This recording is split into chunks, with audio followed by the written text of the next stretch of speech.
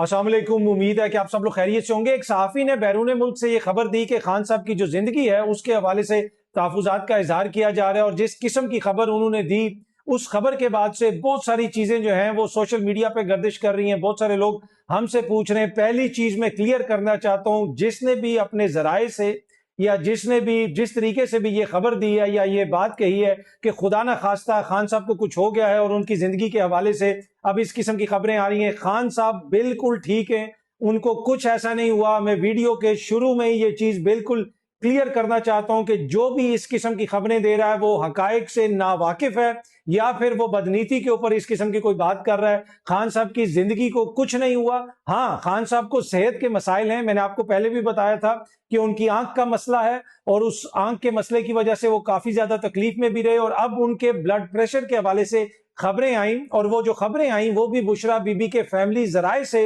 वो खबरें पहुंची। मैंने ये चीज पहले भी क्लियर की थी, लेकिन उनकी जिंदगी के हवाले से जो खबरें दी जा रही हैं वो सरासर गलत हैं। आई डोंट नो कौन बंदा इतनी गैर जिम्मेदाराना खबर दे सकता है। बाकी जिस किस्म के हालात का खान साहब को सामना है, यकीनन वो कोई वहां पे लग्जरी लाइफ तो नहीं जी रहे। उनकी सेहत के भी इश्यूज हैं, दीगर भी बहुत सारे मसाइल हैं, लेकिन इन सारे मसाइल को सामने रखते हुए भी, इन सारे मसाइल को देखते हुए भी, अगर आप देखें जिस तरीके से खान साहब ने जेल काटी है उसकी कोई नजीर नहीं मिलती। और अभी भी वो एक्सरसाइज भी करते हैं, किताबें भी पढ़ते हैं। रिसेंटली उनको जो 8 किताबें भेजी गई उनमें से 4 किताबें जेल हुकाम ने मोअज़्ज़ज़ अदालत को बताया कि खान साहब ने वापस कर दी कि भाई ये किताबें मैं पहले पढ़ चुका हूं। मैंने आपको पहले ही बताया था कि खान साहब ने पहले 1.5-2 साल में पता नहीं कितने 100 किताबें पढ़ ली थी। तो खान साहब वहां पे किताबें पढ़ते हैं, और इसी वजह से जो उनकी आंख का मसला है उसकी वजह से उनको बहुत ज्यादा इशू है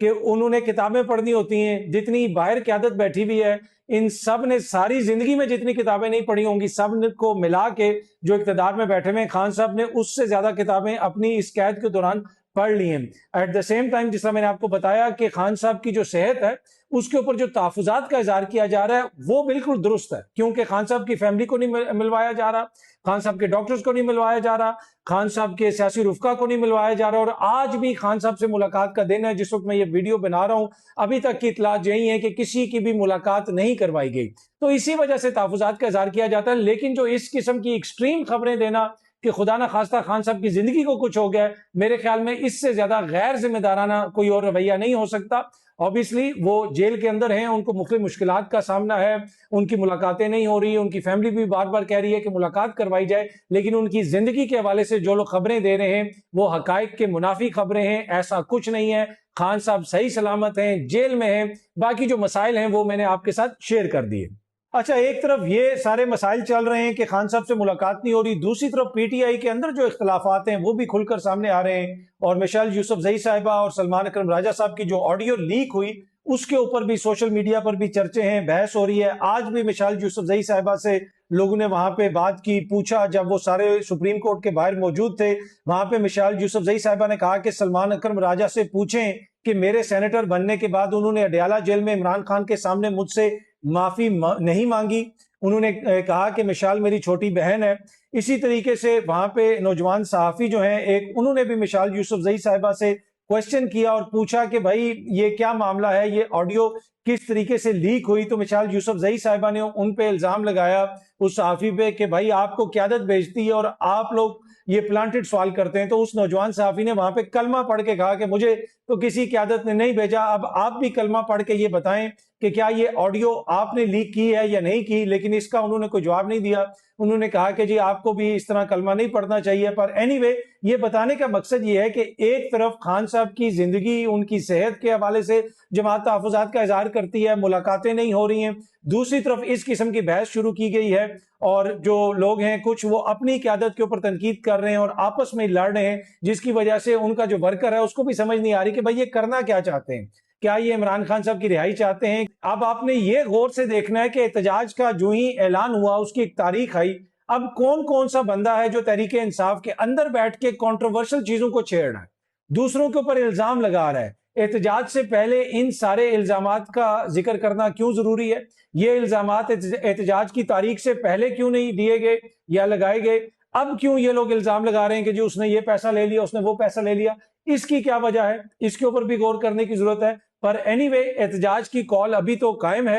اور سہیل آفریدی صاحب بھی کہہ رہے ہیں کہ احتجاج ہم ہر حالت میں کریں گے. اس سے پہلے اگر عمران خان صاحب سے ملاقات ہو جاتی ہے اور خان صاحب روک دیتے ہیں کہ جی آپ احتجاج نہ کریں وہ تو الگ بات ہے, لیکن فی الحال احتجاج کی مکمل تیاری ہو رہی ہے. اور جس طرح احتجاج کی تیاری ہو رہی ہے لگتا یہ ہے کہ دوسری طرف سے حکومت کی بھی تیاری ہے کہ بھائی کسی طریقے سے ان کی صفوں کے اندر بھی کنفیوژن پھیلائی جائے. وہ جو ایک بندہ ان کی کوئی بات کرتا ہے تو حکومتی شخصیات اس کا بار بار ذکر کرتی ہیں. تو مشال یوسف زئی صاحبہ نے جو الزامات لگائے, پھر اس کی آڈیو جو لیک ہوئی, وہ آڈیو کیسے لیک ہوئی, اس کے اوپر بھی بہت زیادہ بحث ہو رہی ہے. اور آج بھی جب لوگ وہاں پہ اکٹھے ہوئے کہ عمران خان صاحب کا وہاں پہ ذکر ہونا تھا, لیکن انفارچونیٹلی وہاں پہ یہ لوگ آپس میں ایک دوسرے کے حوالے سے بیانات دیتے رہے اور ایک دوسرے کے اوپر الزامات لگاتے رہے.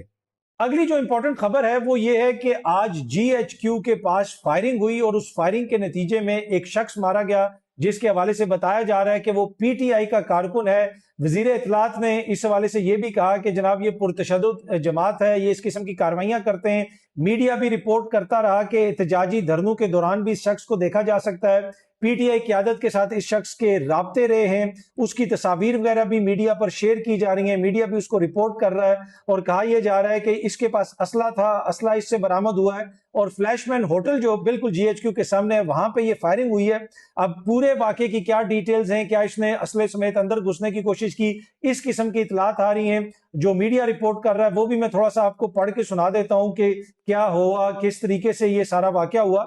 وزیر اطلاعات نے اس حوالے سے کہا کہ پرتشدد سیاست پی ٹی آئی کا طریقہ بن چکا ہے. اہلکار پر فائرنگ کی گئی, جواب میں دہشت گرد مارا گیا. تو وہ یہ کہہ رہے ہیں کہ اس کی جانب سے مبینہ طور پہ فائرنگ کی گئی اور جواب میں جو فائرنگ کی گئی اس میں یہ شخص مارا گیا. آج فائرنگ نے سب کی آنکھیں کھول دی ہیں. سیکیورٹی اہلکار پر فائرنگ کی گئی, اس کا کوئی جواز نہیں تھا, وزیر اطلاعات نے یہ کہا ہے. اور پھر اس کے حوالے سے یہ بھی بتایا کہ جناب یہ پی ٹی آئی سے اس کا تعلق ہے اور میڈیا پر اس کی تصویریں شیئر کی جا رہی ہیں کہ جناب یہ پی ٹی آئی کا کارکن ہے, قیادت سے رابطے میں رہتا ہے اور اس نے جی ایچ کیو کے قریب کوئی دہشت گردی کرنے کی کوشش کی اور پھر وہاں پہ جو سیکیورٹی اہلکاروں نے جوابی کارروائی کی اس کے اندر یہ مارا گیا ہے. سینئر صحافی غریدہ فاروقی صاحبہ نے بھی اس حوالے سے ٹویٹ کیا ہوا ہے, تفصیلات شیئر کی ہوئی ہیں, میں تھوڑے سے آپ کو پڑھ کے سنا دیتا ہوں. راولپنڈی میں Flashman hotel mall road پر پی ٹی آئی کے ایک ورکر کی جانب سے سیکیورٹی فورسز پر فائرنگ, سیکیورٹی فورسز کی جوابی کارروائی. ملزم ہلاک, ملزم کی شناخت محمد حسین کے نام سے ہوئی ہے جو خیبر کا رہائشی ہے اور پی ٹی آئی کا سرگرم کارکن ہے. اچھا, اس حوالے سے یہ بھی بتایا گیا ہے کہ جناب کے کراس فائرنگ میں کوئی وہاں پہ اور بھی وہاں پہ کوئی اس طرح بتایا جا رہا ہے کہ مزید جانی نقصان بھی ہوا ہے اور حملہ آور کے مارے جانے کی اطلاعات بھی کنفرم کی جا رہی ہے. اور یہ بتایا جا رہا ہے کہ جناب ملزم سے جو ہے مختلف چیزیں بھی برآمد ہوئی ہیں جو جس میں اس طرح کی چیزیں جس سے پتہ چلتا ہے کہ اس کا تعلق پی ٹی آئی سے ہے. ہلاک ہونے والے ملزم کی شناخت ضلع خیبر کے رہائشی محمد حسین کے نام سے ہوئی ہے جو پی ٹی آئی کا سرگرم رکن تھا. یہ غریدہ فاروقی صاحب نے جو انفارمیشن شیئر کی ہوئی ہے وہ میں شیئر کر رہا ہوں. ملزم محمد حسین کے قبضے سے پارٹی پرچم, اسلحہ, گولیاں, اہم دستاویزات بھی برآمد ہوئی ہیں. مزید تحقیقات جاری ہیں. تو انہوں نے وہ جناب وہ پرچم شرچم وہ اس کی کوئی تصویر وغیرہ بھی شیئر کی ہوئی ہے کہ ملزم سے یہ ساری چیزیں برآمد ہوئی ہیں اور ملزم کا تعلق جو ہے وہ مبینہ طور پہ پی ٹی آئی سے ہے.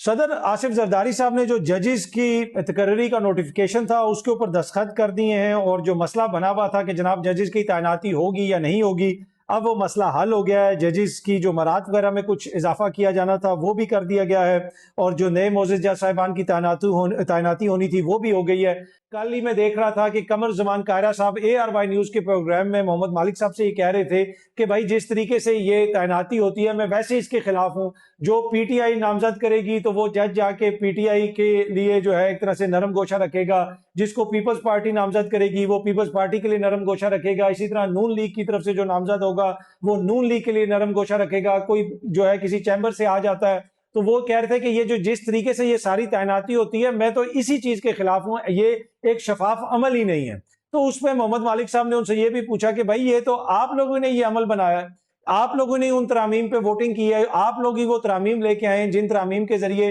وہ طریقہ کار وضع کیا گیا جس کے ذریعے اب ان معزز جج صاحبان کی تعیناتی ہو رہی ہے. تو وہ انہوں نے کہا کہ یہ میری ذاتی رائے ہے, پارٹی کی میں بات نہیں کر رہا, لیکن اس سے آپ اندازہ لگا لیں پیپلز پارٹی کا اتنا سینئر بندہ نیشنل ٹی وی پہ بیٹھ کے یہ کہہ رہا ہے کہ وہ تو اس چیز سے ایگری نہیں کرتے جس طریقہ کار کے ذریعے یہ تعیناتیاں ہوتی ہیں اور یہ طریقہ کار ہی فلاڈ ہے. ایک اور ان کے سینئر رہنما نیئر بخاری صاحب نے کیا کہا معزز جج صاحبان کے حوالے سے, اب انہی جج صاحبان کا نوٹیفیکیشن وغیرہ بھی ہو گیا ہے۔ اچھا، رانا ثناءاللہ صاحب نے اس موقع پہ کہا کہ جناب آپ نے سن لیا کارا صاحب کو، ہن آرام ہے۔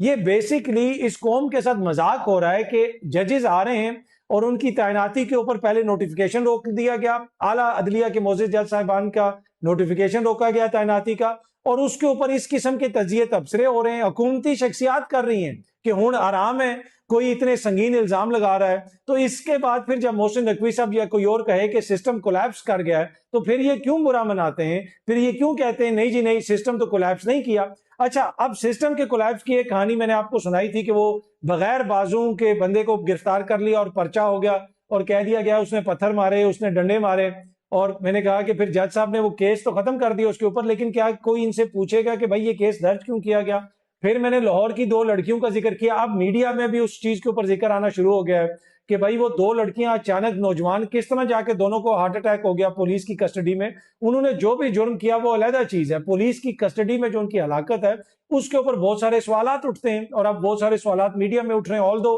کہ جو ان کی پوسٹ مارٹم کی رپورٹ وغیرہ وہ یہ بتاتی ہے کہ بھائی وہ طبی موت ہوئی ہے، لیکن یقیناً اس پہ بہت سارے کوسچنز ہیں اس کے اراؤنڈ، جو کوسچن کل جیو نیوز پہ بھی اٹھائے گئے، دیگر جگہوں پہ بھی اٹھائے جا رہے ہیں، میڈیا پہ اس پہ ڈسکشن ہو رہی ہے کہ بھائی کیسے یہ 2 لڑکیاں جو ہیں پولیس کی کسٹڈی میں، آخر ایسا کیا ہوا کہ دونوں کو ایک ساتھ ہارٹ اٹیک ہو گیا؟ تو یہ بڑا ایک انہونا سا واقعہ ہے، یقیناً اس کی مزید تحقیقات ہونی چاہیے۔ اسی طریقے سے کراچی میں جو ایک نوجوان تاجر کا قتل ہوا، اس کے بعد کہا گیا یہ خودکشی ہے، اب جو معاملہ وہ کس طرف جا رہا ہے وہ بھی سب کے سامنے ہے۔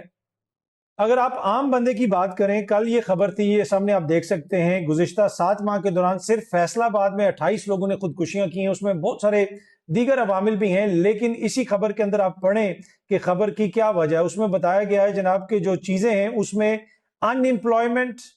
اس کے علاوہ جو ہے دیگر فیملی ڈسپیوٹس وغیرہ بھی ہیں، لیکن بے روزگاری کی وجہ سے بھی لوگ خودکشیاں کر رہے ہیں، غربت کی وجہ سے بھی لوگ خودکشیاں کر رہے ہیں۔ لیکن کیا آپ کو نظر آتی ہے وہ سنجیدگی اس نظام کے اندر کہ جناب عام بندے کی مسائل کو حل کرنا ہے؟ بس ہر موقع کے اوپر جناب وہ یہ کہنا کہ جی سب کچھ بہترین ہو رہا ہے، نظام بڑے اچھے طریقے سے چل رہا ہے، کوئی اس کے اوپر تنقید نہ کرے، سب کچھ بہترین طریقے سے چل رہا ہے اور ایسے ہی چلے گا۔ ایسی بات تو نہیں ہے، نظام ہو سکتا ہے حکمرانوں کے لیے بڑے اچھے طریقے سے چل رہا ہو، لیکن عام بندے کو بہت سارے مسائل کا سامنا ہے۔ جب تک ان مسائل کو دیکھا نہیں جائے گا، ان مسائل کو بہتر طریقے سے حل کرنے کی کوئی کوشش نہیں کی جائے گی، تب تک جو عام بندہ ہے اس کے مسائل حل نہیں ہوں گے۔ آخر میں پاکستان تحریک انصاف جو ہے وہ دیگر سیاسی جماعتوں سے بھی رابطے کر رہی ہے کہ بھائی آپ بھی ہمارے احتجاج میں شامل ہوں، اور اب پہلی دفعہ میں دیکھ رہا ہوں کہ تحریک انصاف کے اندر سے بھی اس قسم کی آوازیں آ رہی ہیں کہ اگر پیپلز پارٹی اس حکومت کو چھوڑ دیتی ہے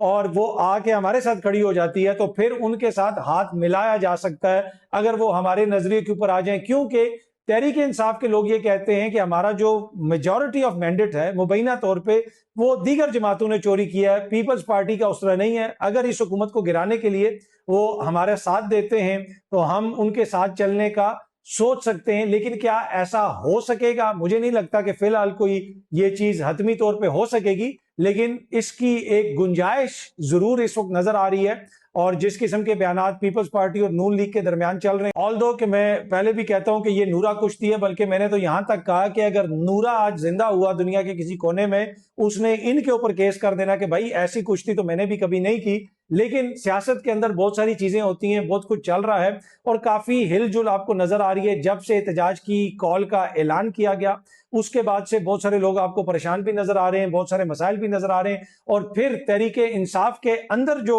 ہیں وہ لوگ بھی ایکٹیو ہو گئے ہیں، اور آپ دیکھیں گے کہ اندر کے جو اختلافات ہیں آنے والے دنوں میں ان کو مزید ابھارا جائے گا، اندر گند ڈالا جائے گا، تاکہ وہ جو احتجاج کی طرف توجہ ہے اس کو کسی طریقے سے کم کیا جائے۔ یہ تھی جی اب تک کی تفصیلات، بہت جلدی آپ سب دوستوں سے انشاءاللہ دوبارہ ملاقات ہوگی۔ Thank you very much.